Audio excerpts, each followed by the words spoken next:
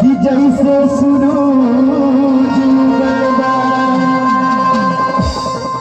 कि तोर रात भर जगला से होय तोर अखिया सुजलबा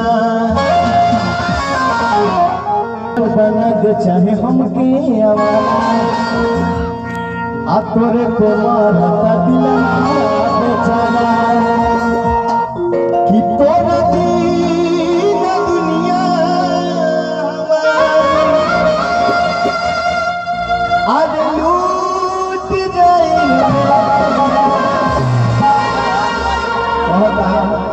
किरे तो हमरा के आवारा कहिए भैया के बोलबा सर। हां भैया के बोलबा सर। नहीं हमसे कहले कि भैया